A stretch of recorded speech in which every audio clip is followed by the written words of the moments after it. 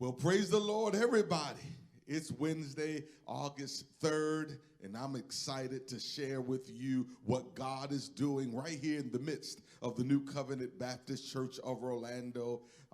We've got the word that's going to be preached today. It's word explosion time all month long. Our associate ministers will be preaching the word of the Lord. It was kicked off just a few days ago with Minister Brandon McRae, and today I am so excited to introduce to you these two preachers who will share the word of the Lord. Listen, we're getting right to it. We're going to hear a little singing and then hear the word, because it's the word of God that will shape us, that will save us, that will put us in the right direction. And I'm so excited about what God is doing during this month where we are refocused. God's touching our hearts, our minds. He's getting us aligned and attuned so that we might walk in his will and his way. I'm excited and delighted to greet you. And I'm introducing even right now our two preachers for this day. Minister Harold Canada, he's going to share the word of the Lord, and I'm excited about what God is going to use him to deliver to us. And then we're going to be blessed by Minister Andrew Powell, who's going to declare the word of the Lord. God's got a word for us through both of his servants. Won't you stay attuned so that God might use this moment of the preach word to refocus you, to refocus me, so that we might be aligned and attuned to that which God is doing even in this season. Let's hear the word of the Lord.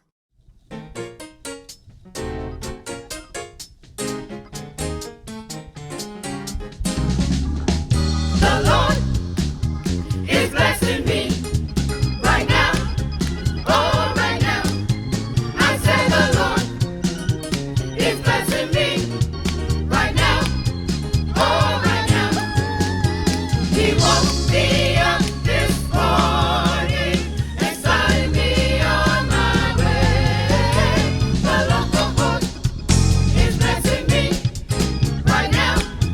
Oh, right now. The Lord is blessing me right now. Oh, right now. I said the Lord is blessing me right now. Oh, right now. He woke me up this morning and started me on my way. The Lord is blessing me right now. Oh, right now.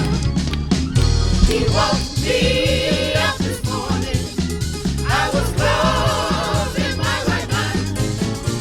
He didn't let me sleep too late. He woke me right on time. He woke me up this morning and started me on my way. The Lord is blessing me right now. Oh, right now.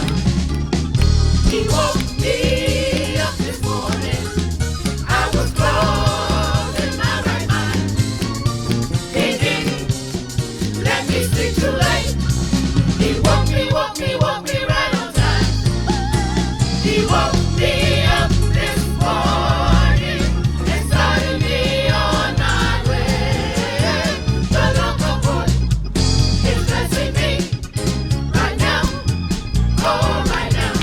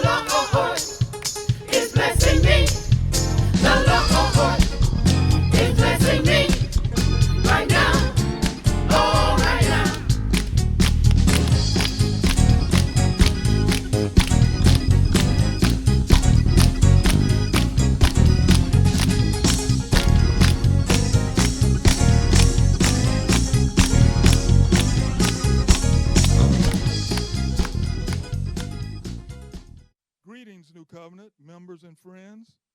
New Covenant's theme for preaching in August is Refocused. Today, I would like for you to refocus on understanding the way of God.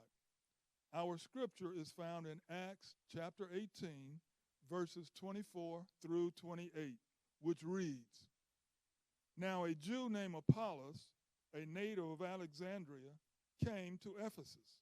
He was an eloquent man, competent in the scriptures. He had been instructed in the way of the Lord, and being fervent in spirit, he spoke and taught accurately the things concerning Jesus, though he knew only the baptism of John. He began to speak boldly in the synagogue, but when Priscilla and Aquila heard him, they took him and explained to him the way of God more accurately. And when he wished to cross to Achaia, the brothers encouraged him and wrote to the disciples to welcome him. When he arrived, he greatly helped those who through grace had believed. Verse 28 and last. For he powerfully refuted the Jews in public, showing by the scriptures that the Christ was Jesus. Let the words of my mouth and the meditation of my heart be acceptable in your sight, O Lord, my rock and my redeemer. Some people have an amazing natural talent for public speaking, not Harold. Some even have a great message to go along with it. When Apollos arrived in Ephesus shortly after Paul's departure, he made an immediate impact. He spoke boldly in public, interpreting and applying the Old Testament scriptures effectively. He debated opponents of Christianity forcefully and effectively. It didn't take long for him to be noticed by Priscilla and Aquila. Priscilla and Aquila are never mentioned separately in the Bible. In marriage and ministry, they operated as one. They had met Paul on his second missionary journey. So the couple quickly realized that Apollos did not have the whole story. His preaching was based on the Old Testament and John the Baptist's message. So John was a forerunner of Jesus, who anticipated a messianic figure greater than himself and prepared the people for Jesus' ministry. Apollos was probably urging people to repent and prepare for the coming Messiah, but he did not understand the full magnitude of Jesus' death and resurrection. Priscilla and Aquila took Apollos home with them and brought him up to date on all that had happened. As they told him of the life of Jesus, his death and resurrection, and the coming of the Holy Spirit, Apollos must have seen scripture after scripture become clear. He was filled with new energy and boldness now that he knew the complete gospel. Apollos next decided to travel to Achaia. His friends in Ephesus were able to send along a glowing letter of introduction. He quickly became the verbal champion of the Christians in Corinth, debating the opponents of the gospel in public. As often happens, Satan used Apollos' spiritual gifts to create a problem. They had been forming little groups named after their favorite preacher. Paul had to confront the Corinthians about their divisiveness, but he wrote warmly of Apollos as a fellow minister who had watered the seeds of the gospel that Paul had planted in Corinth. Paul also mentions Apollos to Titus as a traveling representative of the gospel who deserved Titus's help and assistance. We too must beware of thinking of our Lord as only a teacher. If Jesus Christ is only a teacher, then all he can do is frustrate us by setting a standard before us that we cannot attain. What is the point of presenting us with such a lofty goal if we cannot possibly come close to reaching it? We would be happier if we never knew it.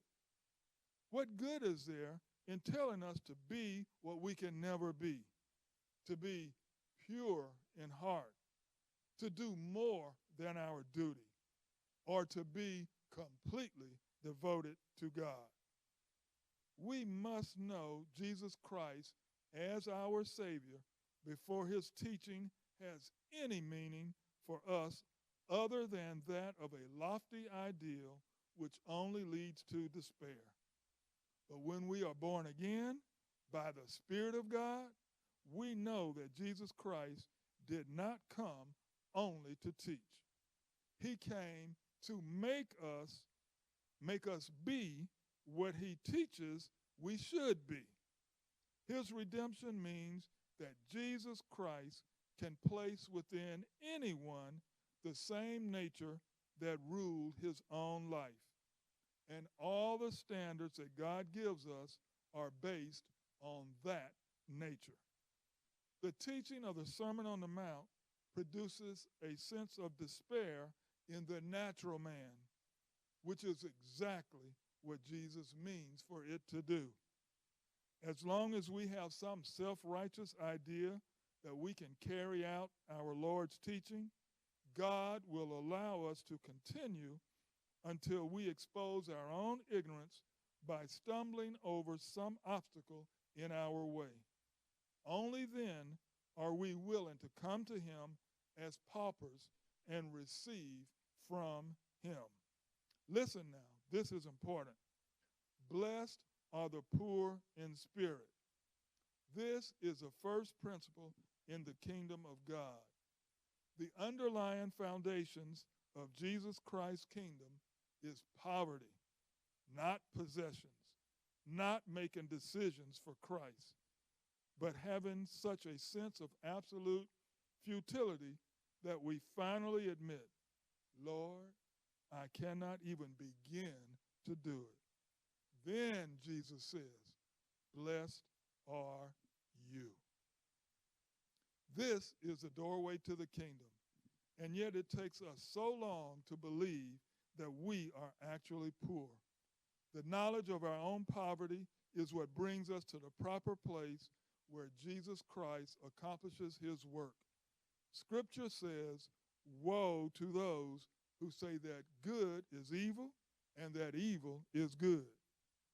That's a culture-wide feature of our world today.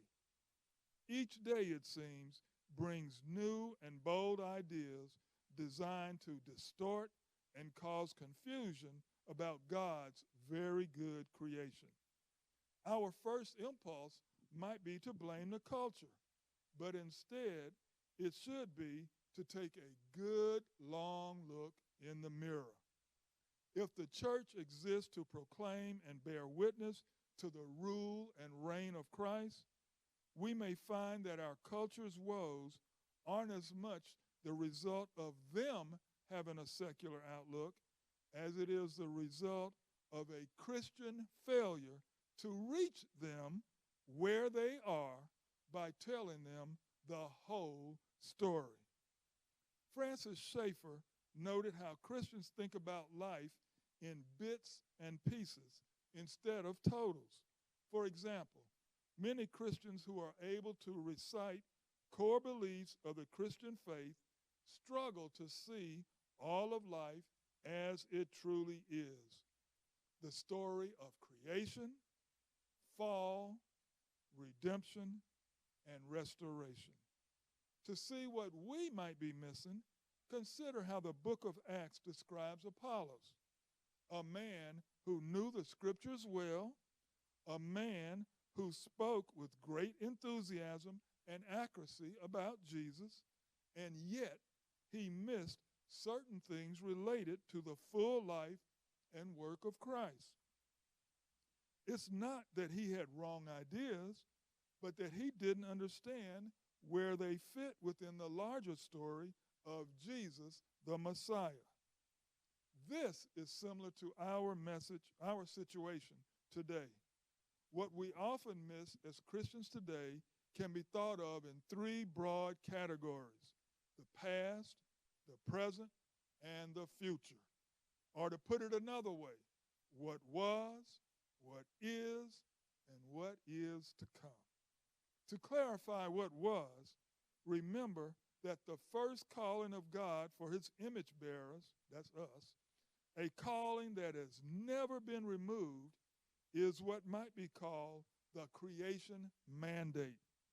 God didn't create his world in all its glory to simply destroy it. He created the world to glorify himself. He created his image bearers to glorify him by living out what he intended for us to do and where he intended for us to live. This created purpose for humanity and the world, God called very good. God's created intent is restored and renewed in Christ. Another way to say this is that Christ has not come to save us from our God-given humanity, but to save us to it. To confess Christ as Savior from sin, but to deny his relevance in society and culture is to miss or perhaps even reject his kingship over the entire world. Working to restore the world to its God-given order is gospel ministry. The what is of the present is nothing less than the most extraordinary event in all of history, the incarnation. Jesus atones for the sins of the world by his obedience and death, and he launches the new creation by his resurrection. Thus, his gospel, the good news, is not less than how we can be saved from our sin and be in heaven when we die, but it is more than that. The good news of Christ is in reality the gospel of the kingdom. In Christ, the kingdom of God has come and will one day be fully realized in the full and final defeat of the enemies of God. Finally, we must recover a biblical understanding of what is to come. Theologian N.T. Wright described what Christians should look forward to this way. In the New Testament, we do not find a life after death in heaven, but a life after life after death. In other words, a newly embodied life in a newly reconstituted creation.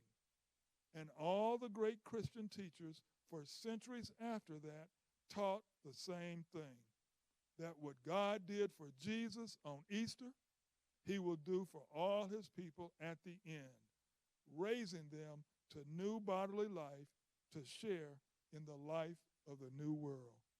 End of that quote. For believers in Jesus Christ, the Bible tells us that after death, our souls and spirits are taken to heaven because our sins are forgiven since we had received Jesus Christ as Savior. Also, for us believers, death is to be absent from the body and present with the Lord.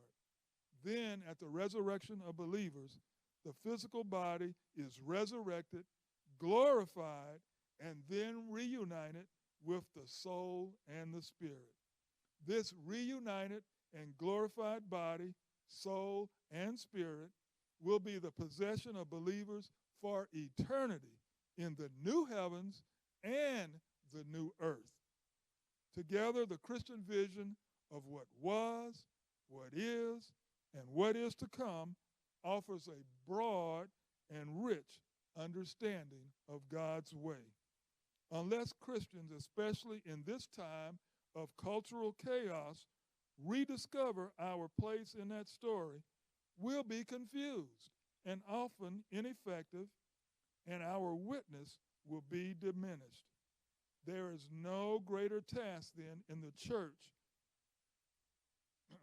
today than to re-question and to rethink what the gospel is and what it means for us by the power of the Holy Spirit to champion the rule and reign of Christ in this cultural moment. Don't look at the temporary cost of love and shrink back from confidence in God's infinitely superior promises. If you shrink back, not only will you lose out on the promises, you will be destroyed. Hell is at stake in whether we shrink back or persevere. It's not just the loss of a few extra rewards that hangs in the balance. Hebrews chapter 10, verse 39 says, "We are not of those who shrink back and are destroyed." End of quote. That is eternal judgment. So, we warn each other. Don't drift away. Don't love the world. Don't start thinking nothing huge is at stake. Fear the terrible prospect of not cherishing the promises of God above the promises of sin. As Hebrews chapter 3, verses 13 and 14 says, exhort one another every day, as long as it is called today, that none of you may be hardened by the deceitfulness of sin. For we have come to share in Christ, if indeed we hold our original confidence firm to the end. But mainly, we must focus on the preciousness of the promises and help each other value above all things how great the reward is that Christ has purchased for us.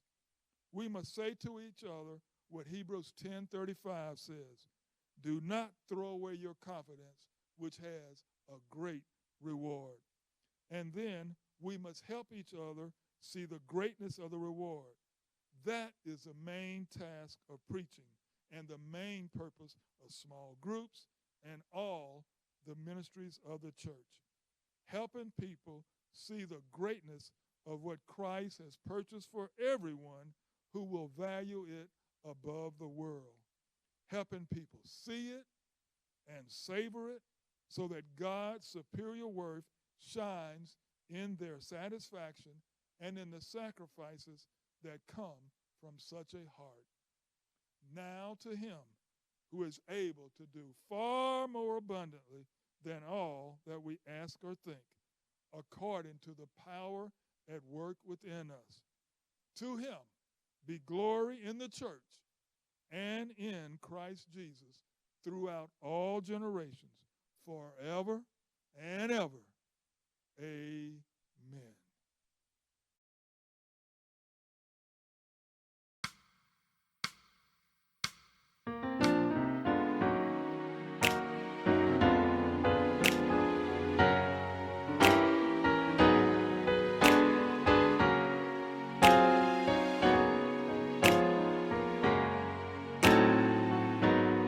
God wants a yes,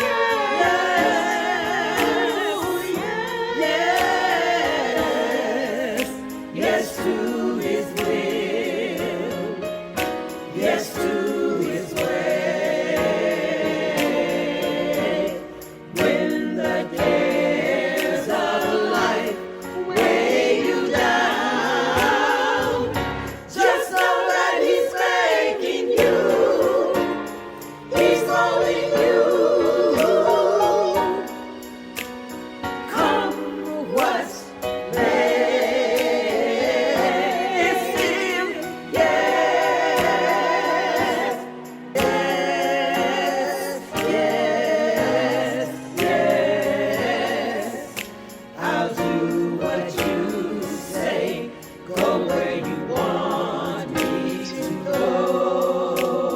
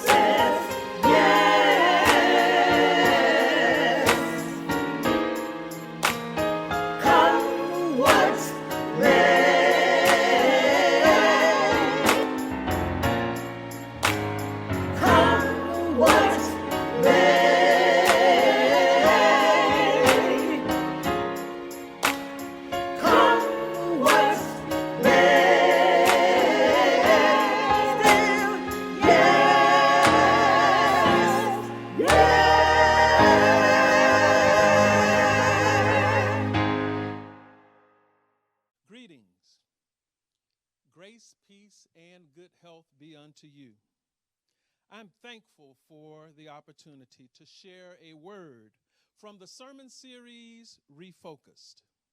Our text is taken from the book of Romans, 8th chapter, verses 28 through 30. And we know that all things work together for good to those who love the Lord, to those who are called according to his purpose. For whom he foreknew, he also predestined to be conformed to the image of his Son, that he might be the firstborn among many brethren. Moreover, whom he predestined, these he also called. Whom he called, these he also justified. And whom he justified, these also he glorified. In times like these, trying times, good news can be hard to come by. We try our best to focus on doing good, loving others, and living right. But current events continue to impact our daily living, making our focus blurry. Daily distractions can find our focus failing. Overcoming thoughts and uncertainty and hopelessness can be a daily struggle. But we must remember, in our daily living, it's working together for our good. In our daily distractions and in our daily struggles, it is working together for our good. No matter what's going on around us, we can reset our perspective on God's plan. No matter what's happening to us, we can rely on God's purpose for each one of us when we refocus on what matters. Let's look at the text.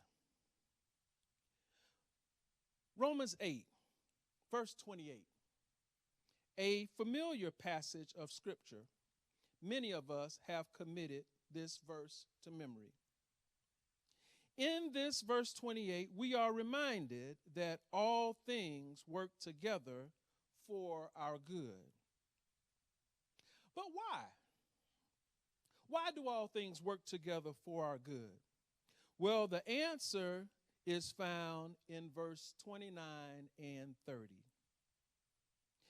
There, some light shines on the word to help us understand the why. Because the text says that we are predestined. God has already determined where we're going. We are called. God has already selected and chosen us. We are justified. God forgives and makes us righteous in our living. It matters that God has predestined our path. It matters that God has called us to his purpose. Even when we lose our focus, God is always there, ready to forgive us and make our daily living righteous so that we can refocus on what matters. For the moments that we will share, I'd like to lift a word from this title. This is my exit. This is my exit. Focus is a battle that we fight every day. From the moment we wake up, we are engaged in a battle to be focused. Every single day, we are challenged to maintain focus, concentrating on tasks, completing assignments, maintaining schedules, and honoring commitments. In the moment, Losing focus can seem minor, but the effects of losing focus can be major. When we lose focus, we lose time, minutes, hours, days, months, and sometimes even years, all because we struggle to maintain focus. There is a strength in our ability to focus. When we lose focus, we win in the refocus. But our path to victory is in our ability to refocus.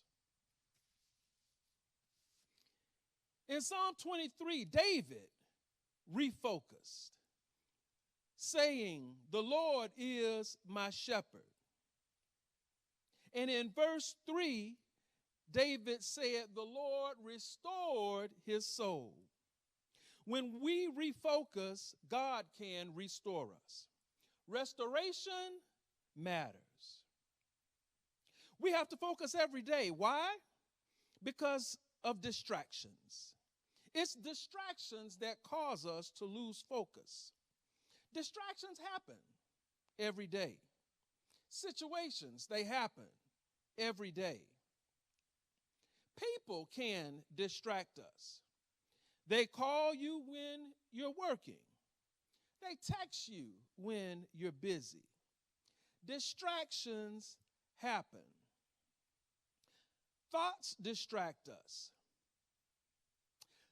Somebody right now will have to refocus as this message is being preached. You just thought about checking your emails. Or maybe you just received notification, one new text message. Or maybe you just thought about taking a quick scroll through Facebook or IG. Distractions happen. It's okay. Now refocus. We can also be distracted in our spiritual lives. When we are distracted, the power of our prayers can be lost, affecting our time for us to talk to God. When we're distracting, studying the Word can be left without a listening ear, impacting our time for God to talk to us. Distractions can lessen our effectiveness in ministry and in service, decreasing our time to be a blessing to others. Redeeming time matters. Distractions are a burden, but put those burdens down. Take your distractions to the Lord and leave them there. We can be distracted in our daily living. We have to refocus every day because we lose focus every day. In our physical lives and our spiritual lives, there is a life lesson in our ability to refocus on what matters. We must maintain focus. Sometimes the road is rough. The paths to our goals may not be straight. There will be some twists and turns. The paths to your success may have some obstacles for you to overcome. In the midst of whatever caused you to lose focus, guess what? All things still work together for your good. If we trust in the Lord with all our hearts and lean not to our own understanding, but in all our ways acknowledge Him, refocus on what matters, and He will direct our paths. We cannot focus without God, and we cannot refocus without God. A strong relationship with God establishes a strong ability to focus. A strong relationship with God establishes a strong ability to refocus. We must practice on our focus. We must exercise on our ability to refocus. We must know how to refocus on what matters. Recently, I had to have my car serviced. I get in the car, and on the display, it says maintenance needed soon. So I knew that I needed to get my car in for service.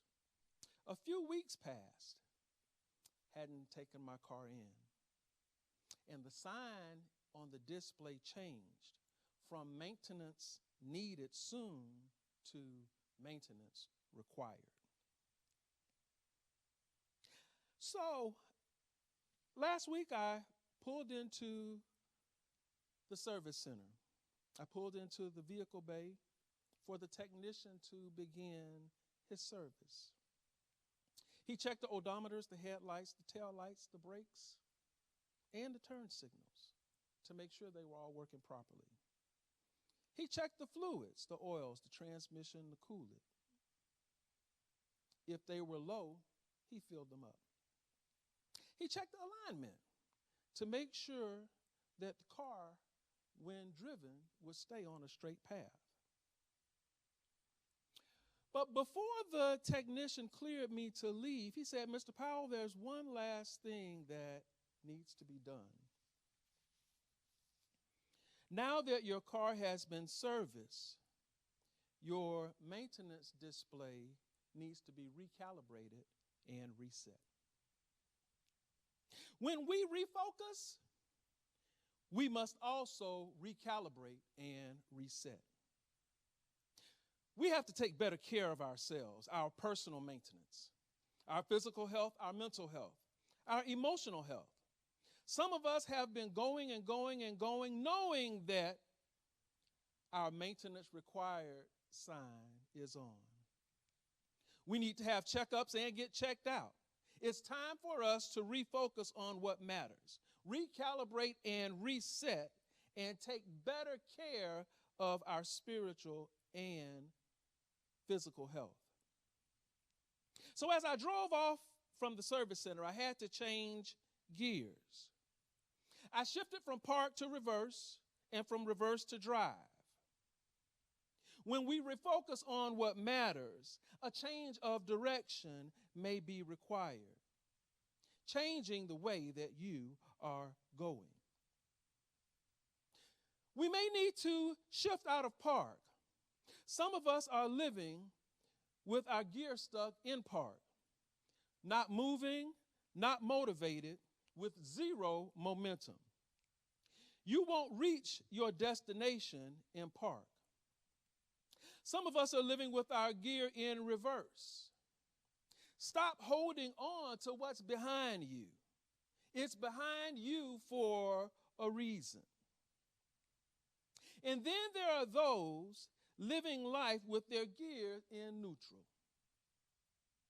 You know you're on and running, but going nowhere. You're still in the same place. Neutral can become tiring because you are expending energy with nothing to show for it. It's time. It's time to reposition your gear to drive. It's time to refocus on what matters. What's in front of you, on your future, on the bright hope for better days. The word is a lamp unto our feet and a light unto our path. It's time to declare, Lord, be the light for my path and show me the way. You've been distracted long enough. Now it's time to get out of park. It's time to get out of reverse. It's time to get out of neutral. The Word of God says that God is concerned with everything that concerns us. It's time for us to be more concerned about our focus. Don't spend any more time trying to figure out how to get back to what you were doing before. It's time to refocus on what's ahead. Shift into drive. Your destination is just ahead. The Lord will give you directions to your destination, and believe me, God can guide you better than Siri or Waze. A new day is ready for you to restart with new opportunities that will re-energize you and new horizons that will revive you. Hoping for favor, you're thinking it could be me. Dreaming about abundance, you're thinking it should be me. Well, the word has declared that it is you. You have been predestined. You have been called and you have been justified. Refocus on doing what's good for you. Refocus on doing what's good for others. Refocus on things that are pleasing to God. When the vision for your life seems blurry, refocus on what matters. Reset your perspective on God's plan. Rely on God's purpose for your life. When you feel like your purpose is unclear, refocus on what really matters. Redeem your relationship in God's sight and restore your soul in God's love. As we travel on life's highway, when traffic gets heavy, we say, "Thank you, Lord, for patience." When a road may be closed, we say, "Thank you, Lord, for direction to detour." When we avoid an accident, we say, "Thank you, Lord, for protection." And when we didn't break down, we say, "Thank you, Lord, for safety." And if we did break down, let us say, "Thank you, Lord, that we didn't stay down." My brothers and sisters, your blessing is closer than you think. It's just a few more exits up the road. You can make it. Keep going. The exit with your blessing will have your name on it. And if you pass your exit, that's okay. Just refocus and restart. Get off at the next exit. Turn around and get back on the highway. You can still reach your blessing even when you're coming from the other direction. Refocus on what matters. Just because you missed your exit doesn't mean that you missed your blessing. Be encouraged. Don't give up. Don't quit. When you went the wrong way, be inspired. Even if you feel like you're going in circles, be uplifted. You have everything that you need to get where you're going. Your destination is confirmed. Your direction has been established. And distractions cannot stop you when you refocus on what really matters. Because all things work together for your good. Well, what a blessed time we've enjoyed on this day. And at the end of this service, as we're going to do all month long, we will respond by saying, "Thank God for the word." Go ahead. Say it right there in your homes. Thank God for the word. We've been blessed by the preaching of his word. May our lives be changed. May our lives be refocused to his will and his way. Let's receive this benediction. And now unto him who's able to keep us from falling, our God who's able to present us faultless before the presence of his glory with exceedingly great joy. To that God, our God, be glory, majesty, dominion, and power now and forevermore. And all God's people, lift your voice, say hallelujah, amen. Go in peace, go refocused on who God is.